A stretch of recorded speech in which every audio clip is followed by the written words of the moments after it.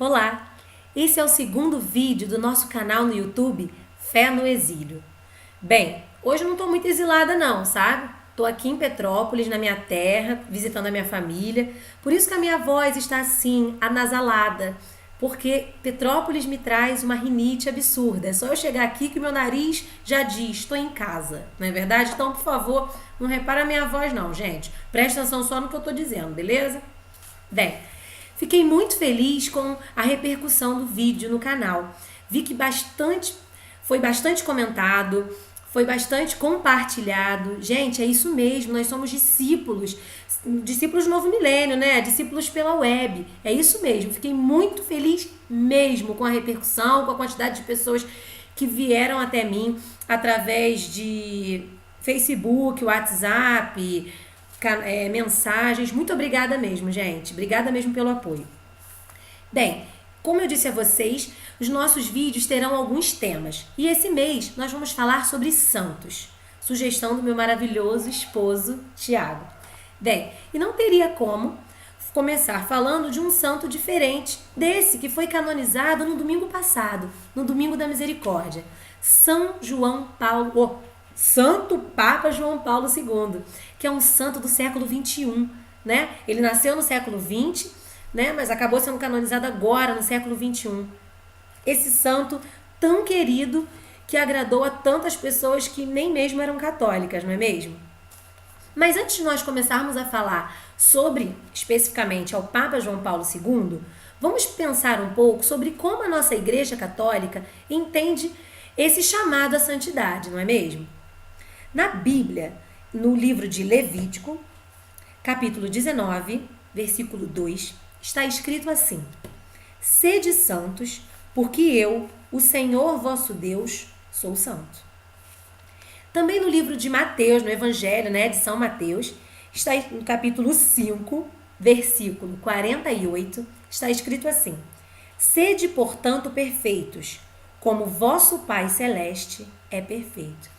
Então, meus irmãos, não é a nossa Igreja Católica que está falando que nós temos santos ou não. Na verdade, gente, é a palavra, né? Todo cristão acredita na palavra de Deus. O que está escrito ali é um chamado, é um convite. E nesse caso é uma intimação, não é mesmo? Nós somos intimados a ser santos. Pô, mas eu sou chamada a ser Jesus? Não. Eu sou chamada a imitar a Jesus, a lutar para que eu seja melhor a cada dia. Não melhor que o meu irmão, não melhor que qualquer outra pessoa, e sim melhor do que eu fui ontem. A sermos melhores, a nos superar, não é verdade? A imitar Jesus na nossa vida. Temos também no Catecismo da Igreja Católica, que é esse livro que traz tantas coisas sobre a nossa fé, tantas respostas, né? Qualquer dúvida, gente, busca no Catecismo. Tem livro mesmo que você pode comprar, mas também tem muitas versões online que você pode baixar no seu computador.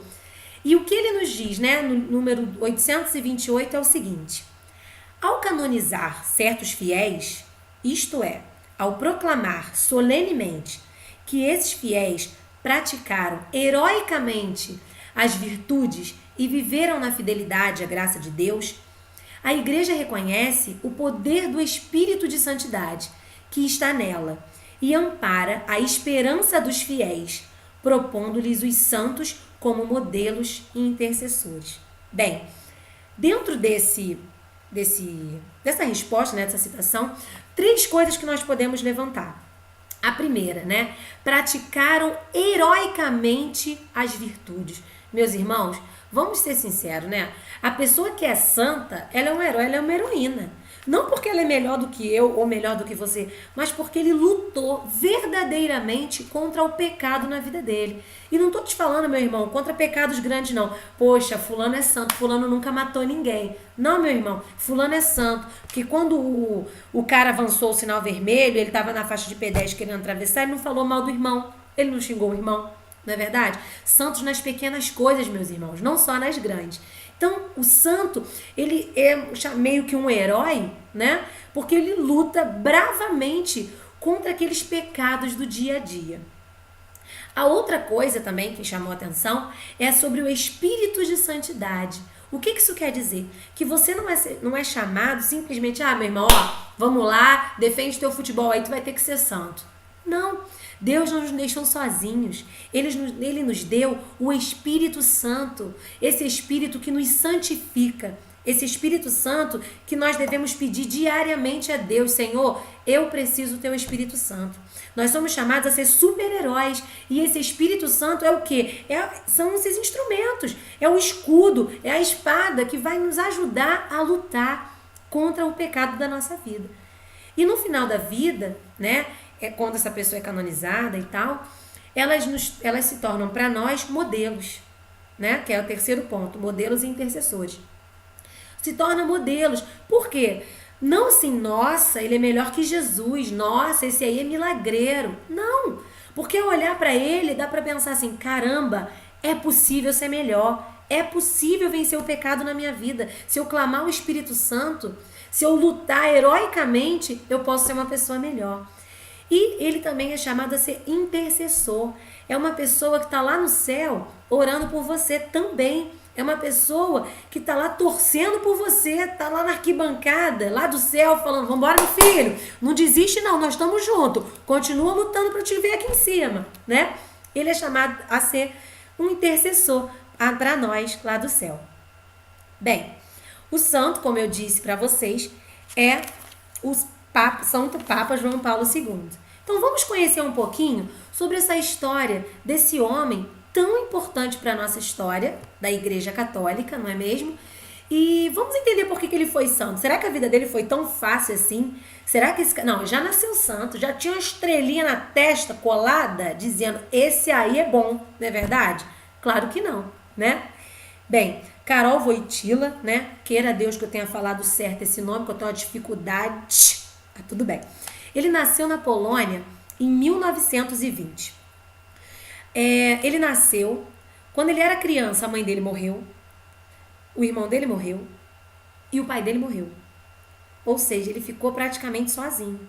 Quando ele tinha 22 anos de idade, ele estava na faculdade, né? Ele fazia faculdade de teatro. Ele entrou num seminário clandestino lá na Croácia. Depois da Segunda Guerra, ele voltou para a faculdade, só que ele não quis mais voltar para o curso de teatro. Ele já quis voltar para o curso de teologia. Foi ordenado padre aos 26 anos. Aí ele trabalhou lá em Roma, depois foi para a Polônia.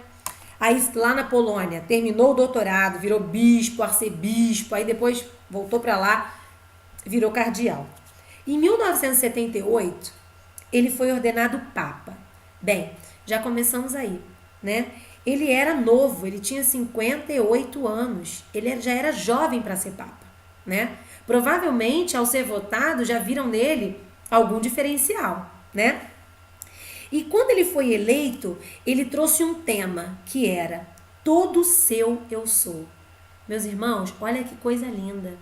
Esse homem foi chamado a estar à frente da igreja e, quer dizer, quando ele chegou lá, o que pensaram? Não, esse aí já tá, né? Já estudou pra caramba, já é de Deus pra caramba, tá bom. Mas olha o que ele disse, olha a humildade desse homem. Todo seu eu sou. Ou seja, eu tô aqui porque eu sou de Deus e tô aqui para fazer o que ele quiser, né? Vamos lá, vamos continuar. Ele ficou 26 anos à frente da igreja. Esse foi o pontificado mais longo do século XX. Ele fez com que a igreja fosse vista de uma forma mais simpática, né? Ele foi conhecido por revitalizar a igreja. Ele teve uma das canonizações mais rápidas da história. A canonização dele iniciou-se após um mês da sua morte. No dia do seu enterro, o pessoal que estava lá no enterro gritou, santo súbito. Bem, meu irmão, eu não vivi tanto tempo pontificado dele, né? Porque eu sou super jovem, a pessoa acabou de fazer 15 anos aqui, né? Dá pra ver pela CUTS. Mas o pouco tempo que eu participei, né, da igreja enquanto ele era papa, nós víamos claramente que ele era de uma entrega a Deus, que pessoas de outras religiões viviam falando assim, pô, desse teu papa eu gosto, hein? Desse teu papa aí eu gosto.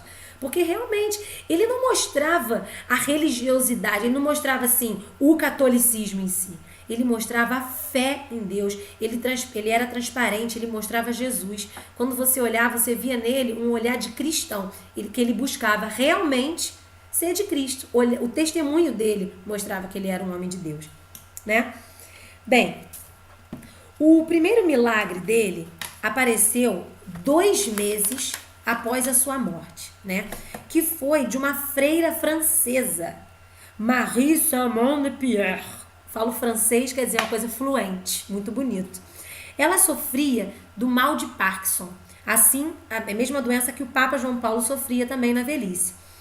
E ela atribuiu a sua cura à intercessão do Santo Padre o Papa. Então, logo depois que chegou, né, ao Vaticano e tal, os rumores dessa cura, iniciou-se a investigação disso. O segundo milagre foi de uma mulher costarriquenha que não quis ser reconhecida, né? Ela sofria de um grave aneurisma cerebral. E segundo os médicos, ela tinha apenas 1 mês de vida. E um belo dia, né, ela estava lá acamada no hospital, ela diz que escutou a voz do Papa João Paulo II ao seu ouvido dizendo: levanta-te, não tenha medo. Quando ela estava internada. E desde então, a vida dela mudou. Ela foi sendo curada, e hoje não tem mais nada, né? Está aí para testemunhar as bênçãos de Deus. Bem, vamos lá então, dando continuidade. Conhecemos um pouco da história do Papa, né? Vimos que a história dele é muito comum, né? Quantas pessoas que nós conhecemos que perderam o pai, perderam a mãe, perderam o irmão, né? E foram para as drogas, ou foram pessoas deprimidas, ou foram pessoas tristes, pessoas que não quiseram fazer o bem para ninguém, né? Ele não. Ele usou essa dor dele, entregou essa dor para Jesus e transformou em alegria para todos nós. Bem, o Papa João Paulo II foi um papa à frente do seu tempo, não é verdade? Era um papa que fazia questão de ter os jovens perto da igreja. Ele dizia que a igreja só seria jovem se os jovens fizessem parte da igreja.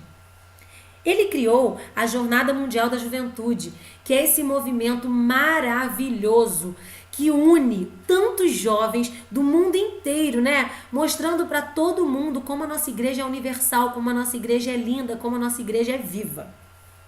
Bem, ele bateu um recorde, que ele percorreu 1 milhão de quilômetros. Poxa, mas esse papa gostava de passear. Claro que não, meu irmão.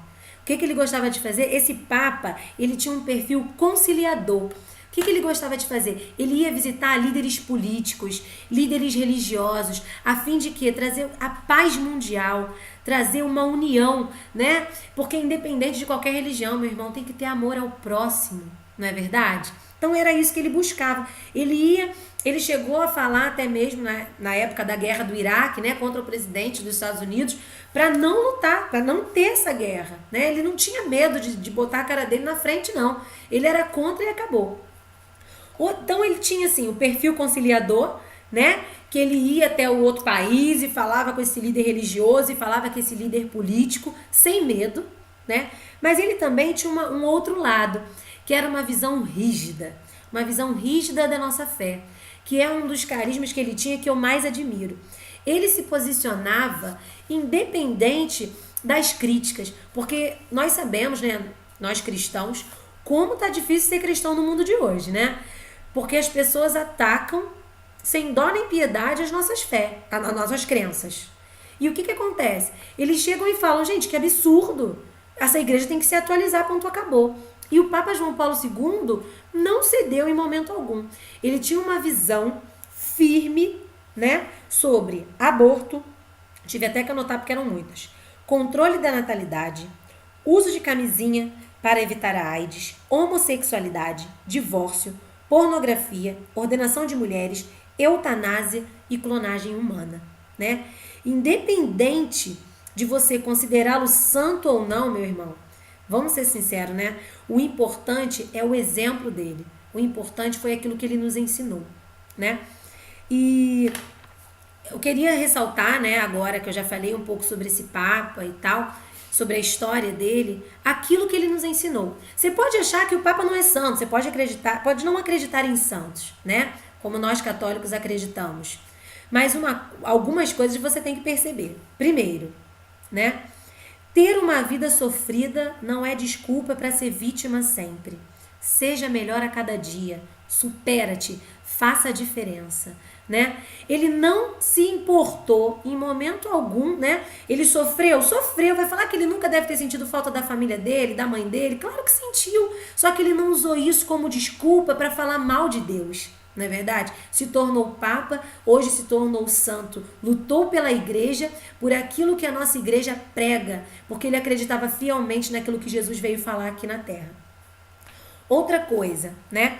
Honrar a nossa fé, independente de moda ou que estão pregando por aí, né? Se você tem uma fé, seja ela na igreja católica ou não, seja fiel à tua fé.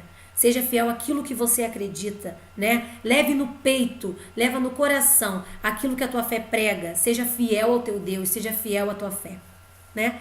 E o último, né? A última coisa que ele disse, que para mim é uma das coisas mais importantes, né?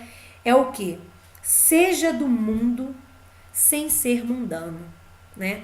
Era uma das coisas que ele mais mostrava, né? Seja jovem, seja alegre, né? Mas não se misture, não seja mundano.